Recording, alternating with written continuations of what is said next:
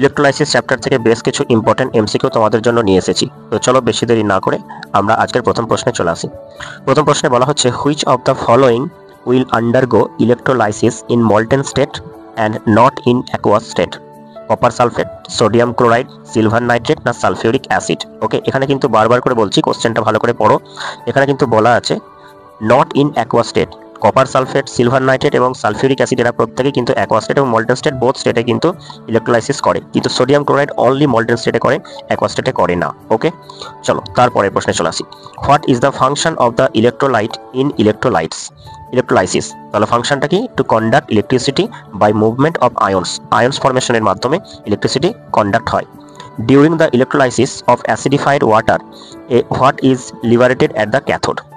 দেখো, আমরা কি জানি, cathode loves cation, anode loves anion. তাহলে ওয়াটারে যদি আমরা ইলেকট্রোলাইসিস করি তাহলে আমরা দেখতে পাবো H প্লাস ক্যাটায়ন এবং OH মাইনাস অ্যানায়ন ফর্মেশন করবে। তাহলে H প্লাসটা চলে যাবে কোথায়? সেটা চলে যাবে তোমার ক্যাথোডে।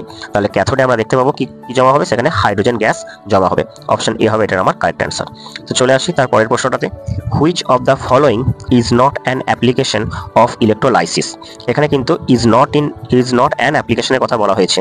তাহলে সেক্ষেত্রে ইলেকট্রোপ্লেটিং, ইলেকট্রো রিফাইনিং এবং এক্সট্রাকশন অফ মেটাল এরা প্রত্যেকেই কিন্তু ইলেকট্রোলাইসিসের অ্যাপ্লিকেশনের মধ্যে পড়ে। তাহলে পড়ে না কোনটা? সেটা হচ্ছে জেনারেটিং অফ ইলেকট্রিসিটি। তাহলে এটা হবে আমার কারেক্ট অ্যান্সার। প্রশ্নগুলো কেমন লাগলো অবশ্যই তোমরা কমেন্ট বক্সে কমেন্ট করে জানিও। Thank you.